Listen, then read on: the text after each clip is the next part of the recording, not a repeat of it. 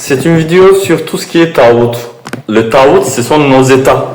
Et prochainement, nous allons être confrontés à la destruction complète et totale de tous les États qui existent sur la Terre. Et c'est par la grâce de notre Créateur, en fait. Si bien que cela va arriver, aussi bien par la main de l'armée de Khalifa que par le Dajjal lui-même, en fait. Tous les États vont être piétinés et qui vont être secoués de ses profondeurs, de son enracinement, de ses fondations les plus profondes qui soient pour être détruits. Tout ça, c'est par exemple illustré par la prophétie de notre prophète Daniel, avec cette statue qui comporte plusieurs éléments et chaque élément, bien sûr, représente aussi bien les empires, les dynasties que les États. Et le rocher qui se détache d'une montagne et qui vient écraser le dernier restant de statues nous enseigne cette connaissance en fait. Les États vont détruire. Donc tous ceux qui ont attaché leur cœur, leur foi aux États, aussi bien la française que turque, que chinois, que russe, tout ça, ça va être détruit parce que ce sont de la paille en fait. Il faut se rendre compte. L'essentiel, s'il y a un enseignement spirituel essentiel, c'est de comprendre l'humanité en fait et la richesse de l'humanité sans ses apparats, sans mettre ses apparats au devant de l'humain. C'est comme le proverbe qui dit en fait de mettre le charrue devant le bœuf en fait. C'est ce que nous faisons. En Turquie par exemple, les Turcs ils adorent leur culture, leur drapeau, leur pays en fait. Leur pays c'est beaucoup plus important. Leur drapeau, c'est beaucoup plus important que la vérité. La vérité, en fait, ils peuvent le nier si ça va à l'encontre de leur état, en fait. Quand je donne l'exemple de Turquie, parce que je le connais très bien, et le niveau de, en fait, associationnisme, pour le coup, est d'un niveau extraordinairement supérieur.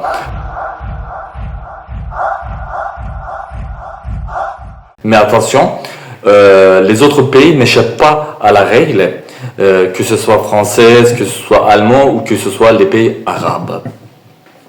Hadith, un des hadiths de prophète Mohammed sallallahu alayhi wa sallam disait que à la fin des temps, il faudrait pas être dans les services militaires, dans la police ou dans le gouvernement en fait, parce que tout ça, ça va être usurpé. Et on voit que c'est usurpé en fait. Les dirigeants, les présidents des uns et des autres en fait, mutuellement créent des conflits. Mutuellement, de ces conflits, ils tirent des bénéfices. Ils se créent une sorte de tribune. Ils renforcent leur pouvoir au sein de la société et ils font la guerre.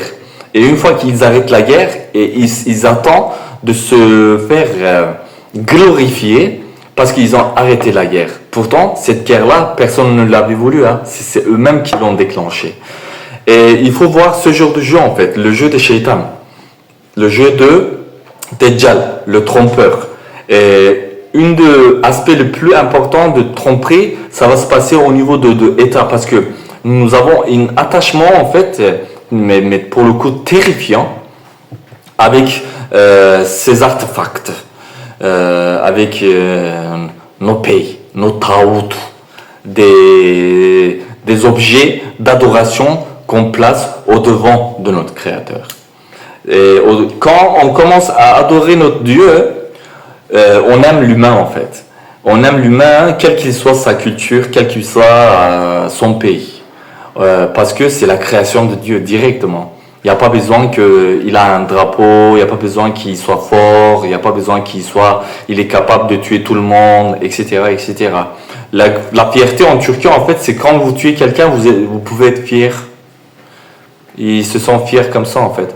Ou bien en France, c'est parce que le gars, il a créé un moteur qui fonctionne mieux que celui qui a été créé précédemment. Il se croit supérieur, en fait.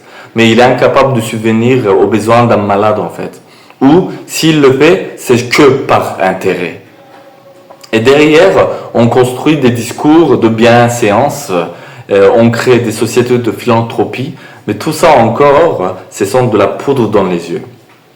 Dernièrement, j'ai vu une vidéo où le prince héritier de Maroc fait baiser sa main à des gens, des généraux, des hommes d'État qui ont 50, 60 ans, en fait, qui ont des enfants, qui ont vu des vertes et des pas mûres.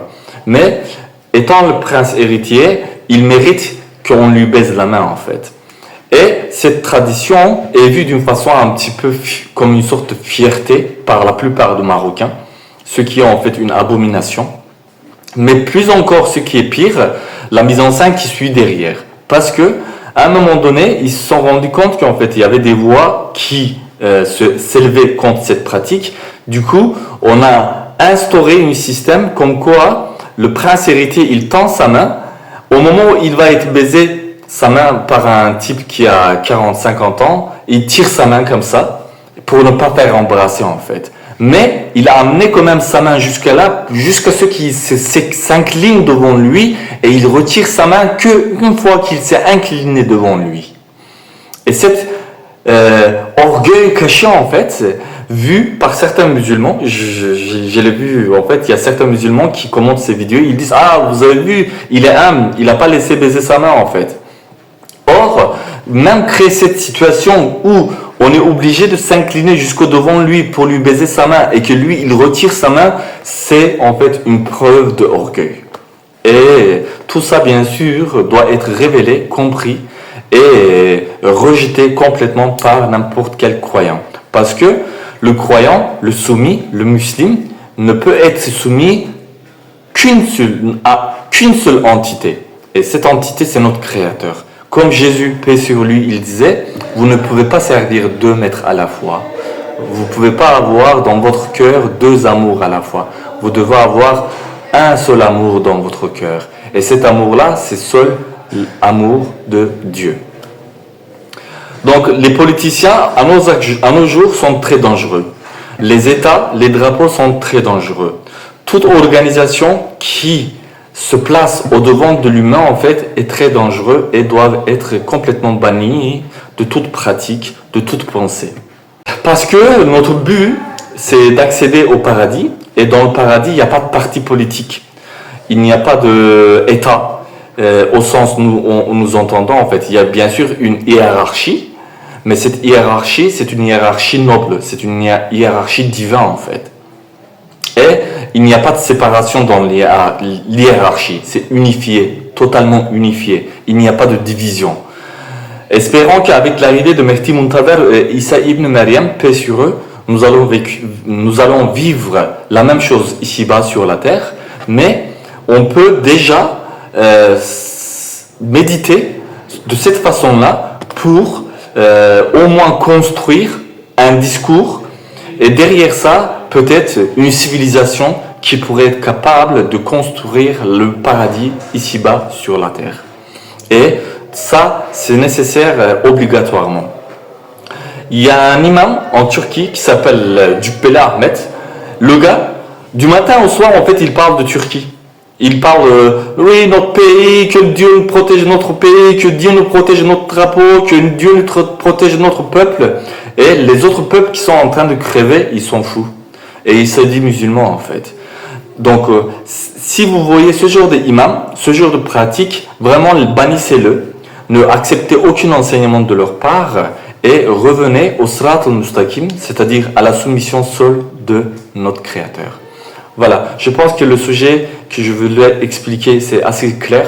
Je termine la vidéo ici. Je vous souhaite une très bonne journée. Après une longue période d'absence, je reviens et j'espère que ça va continuer de meilleure façon. Salam alaikum wa rahmatullahi wa barakatuh.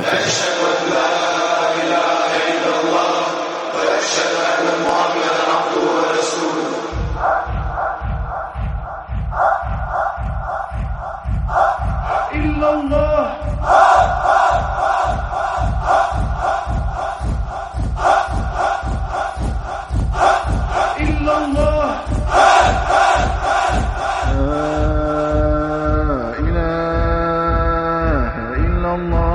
الله